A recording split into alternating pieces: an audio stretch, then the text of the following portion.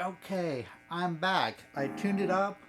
I was able to tune every string using the fine tuners except the high E. I had to unlock this, and there are instructions in here on how to use the Floyd Rose bridge. So, first of all, let's take a look at this guitar. It's got the finish. It's got the fake relic in here. It does look kind of fake,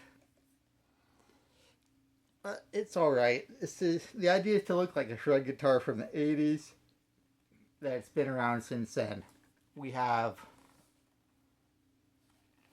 a flame maple neck that looks nice. This is the first flame maple neck that I've ever owned, and it's beautiful. We have the carve on the neck joint here so you can get up high. So let's hear some tones, okay? And I'm through my Monoprice 15 watt amp. It's the same as a Laney Cub amp. It's basically a Fender-esque tone. I've got the gate on 5, all the tone knobs on 5, no reverb. So that's sort of the bass sound. And here, we'll start out on the humbucker. This is an Alnico 2 humbucker. It's a mid to high output humbucker. Usually Alnico 2s are more lower vintage output. So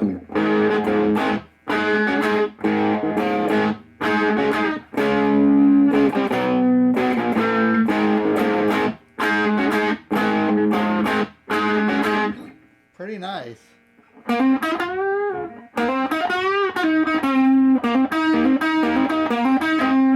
Action's a little high out of the box. I'm sure I can get that lower, but it's definitely playable right out of the box. So that's the humbucker. We can split it.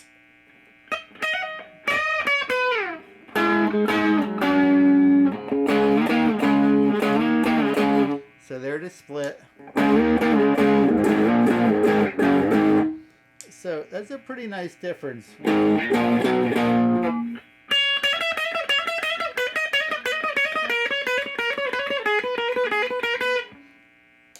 That's nice. Now let's listen to the middle and the humbucker.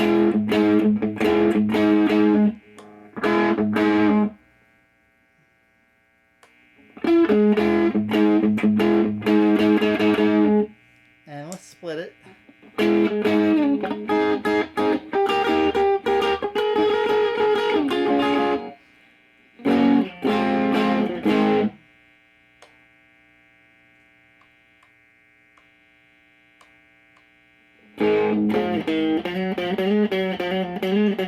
Doesn't quite get a Strat quack when you have this split with the middle pickup. So, I mean, if you needed to fake it, you could. It's not quite there. Also, doesn't seem to really cancel hum. The middle pickup by itself.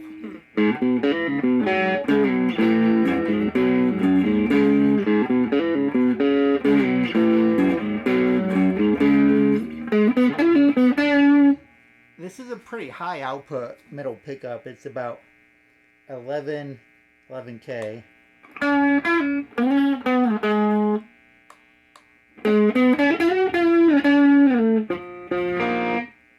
Let's see if it does the quack thing.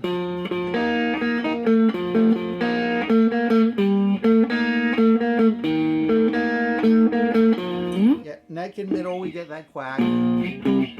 It's not too pronounced, probably because of the high output on these pickups, but it is there. Let's try the neck.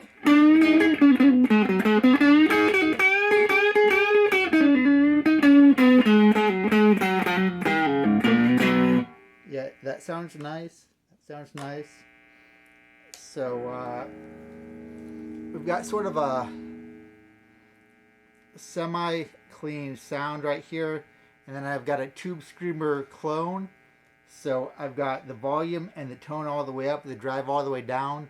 That's the way Stevie Ray used to use it. So let's step on that, get some overdriven tones.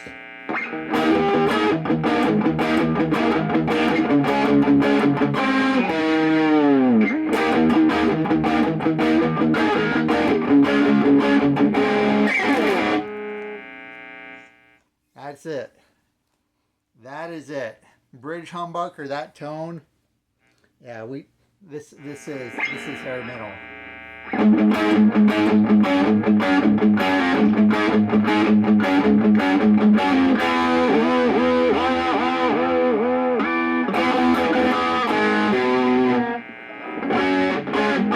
So I'm using the trem. It's staying in tune. One of the features on this is a treble bleed. Yeah, it's supposed to retain the high end when you turn the volume down. And it is. That sounds nice. Turn the tone down. Okay. Now let's single coil. More hum. You can hear that.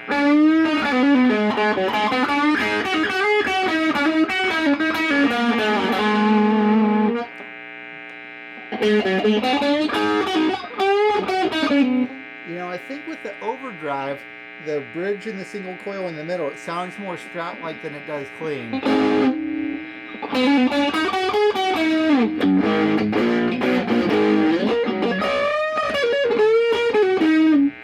Middle, and again with the overdrive.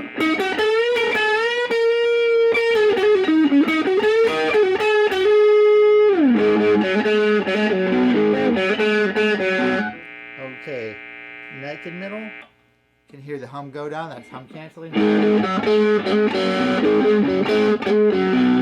little bit duller with the overdrive. That's sort of the standard that you'd use for the clean tones, but it sounds okay. Now let's try the neck with the overdrive.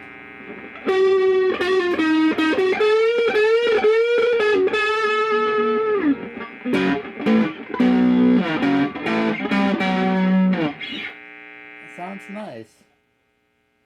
So yeah, you have a lot of usable tones on this. This is high output, a lot of hum on this. And again, I used the bar a little bit, stayed in tune. We got up, we got down.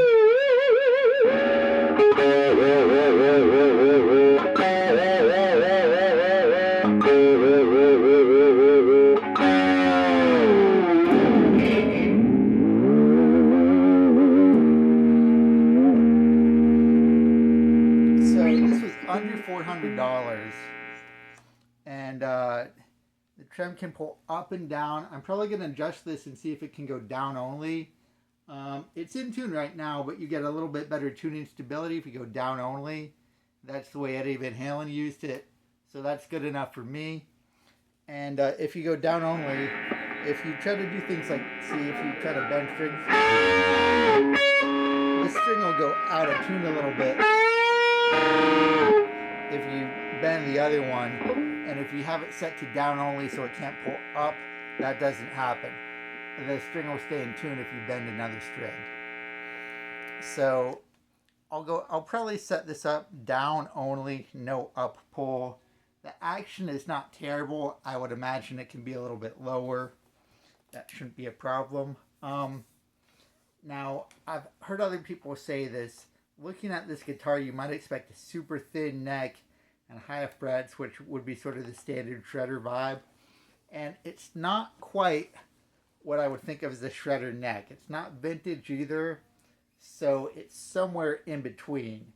So I don't mind it. I have been playing more vintage guitars, and this is more of a shredder guitar, so this will definitely scratch that itch I have to have a shredder axe. But if you want like a total shred guitar, this probably isn't the one for you. But this does feel nice. If you have been playing vintage guitars, if you're used to that, it's going to feel real comfortable. And it's a beautiful looking neck.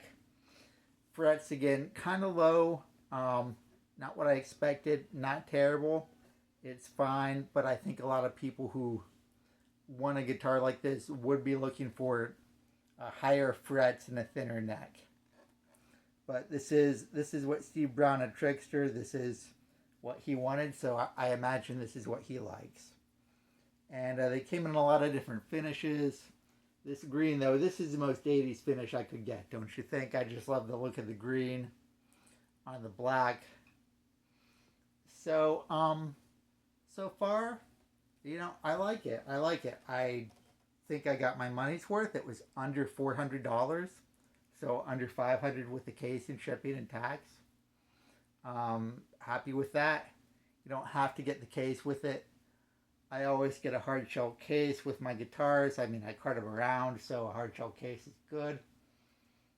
And the cases are decent. GFS has some nice cases, so it's worth what I paid. It's nicer than some cases I've gotten from some other.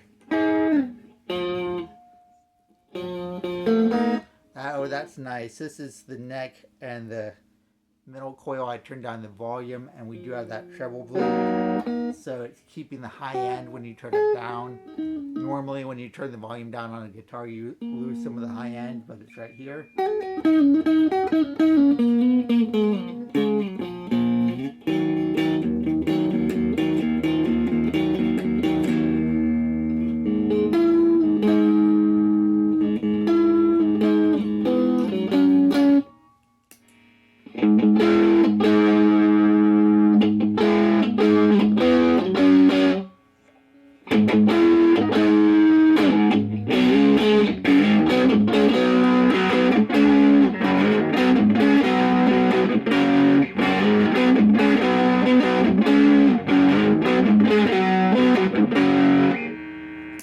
Yeah, so far I'm pretty pleased with it. So this is right out of the box. I did need to tune it up, and I just had to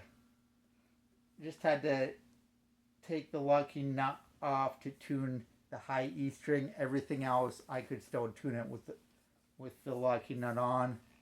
Tuned it here, and again there's instructions. If you've never used a Floyd tremolo, it's not rocket science, but it's a little bit different than what you're probably used to, so definitely read the instructions and follow them. And kudos to Guitarfetish for including those. When I was a kid, I got a very, very expensive Fender Strat with a locking trem and no instructions, and it is a heck of a thing to figure out if you have not had one before. So this is it. We'll let you get a good look at it. There's a Fender type headstock, SBS. Not quite a Strat, pretty close, but not quite a Strat. And here's the back again. We have the relicking, and yeah, I like this guitar a lot. I'm looking forward to playing it on stage. I don't use a whammy bar that much, but I think that my tuning is going to be rock solid with this, so that's going to be nice. So thank you so much for watching. I hope you enjoyed this video. If you have any questions about this guitar or my experiences with Guitarfetish and GFS, go ahead and ask them in the comments.